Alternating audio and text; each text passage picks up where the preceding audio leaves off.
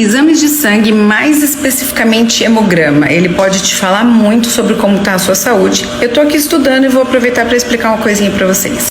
Esse aqui é um hemograma, né? Então ele tem toda a parte de eritrócito, hemoglobina, hematócrito, tudo mais. O que a gente pode tirar desse exame aqui? Bom, a primeira coisa que a gente vai olhar é o eosinófilo. O eosinófilo me mostra a saúde do intestino. Quando esse eosinófilo está acima de 1,5, ele está me dizendo que esse paciente pode ter uma desbiose, ou por excesso, por uma sensibilidade alimentar, ou por parasitas intestinais em excesso. Porque parasita é normal, né? Só que dependendo de alguns não, e o excesso também não. Que se confirma com os basófilos um pouco aumentado, que o basófilo aqui teria que dar ali perto de 0, tá? Outro ponto importante desse exame. RDW é um exame que me mostra o estresse oxidativo. Se esse paciente está inflamado por estresse oxidativo, o que seria o estresse oxidativo? Quando aquela pessoa, o corpo dela está sendo atacado porque ela tem mais agressores radicais livres, coisas tóxicas nesse sentido.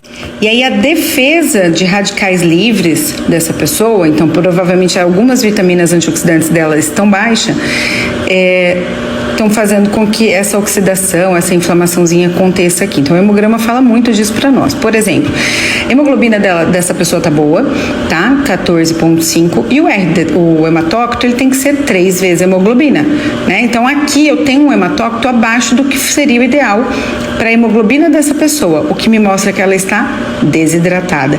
E por aí vai. Num simples hemograma, a gente entende que o paciente está com baixo nível de antioxidantes, que ele pode estar com uma desbiose intestinal, mas de qualquer forma o intestino dele não está saudável.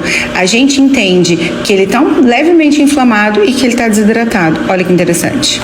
Complementando os exames, esse paciente está com uma saturação de transferrina baixa, né? Então ele está com tá boa a ferritina, mas né, a gente pode melhorar um pouquinho esse quadro, mas não é o fato agora, não é o foco, mas a gente tem que ficar de olho por ele estar inflamadinho. Zinco baixo, zinco cuida da saúde do intestino, da imunidade, da diferenciação celular, né, pra gente produzir células novas e saudáveis, hemoglobina boa, o cobre, né, tá bom. Aqui eu tenho uma B12 dentro do mínimo ideal, né? Uma vitamina D de 28, vitamina D faz defesa imunológica, vitamina D melhora quadro neurológico de produção de neurotransmissores e defesa também antioxidante. Selênio muito baixo, o que pode estar causando até uma alteração na conversão dos hormônios tiroidianos. Então eu estou mostrando isso só para vocês verem que pequenas coisas já mostram detalhes importantes. E aí uma coisa importante para falar é que quando a gente tem um zinco baixo, uma vitamina D baixa, eu ainda complico porque são nutrientes importantes para cuidar da minha barreira intestinal. Então, com eles baixos, a minha barreira imunológica diminui e a minha permeabilidade aumenta. O que acontece quando eu tenho um intestino permeável? Eu fico com mais sintomas digestivos ruins, eu não absorvo também os nutrientes, ou seja, eu pioro o quadro e o meu intestino pode ficar mais inflamado, favorecendo mais essa desbiose que já está mostrando lá naquele exame anterior que eu mostrei. Então, tudo liga, tudo se encaixa, entende? E aí está a importância de olhar o paciente como um todo, cruzando isso com sinais e sintomas desse paciente, entendendo o histórico dele.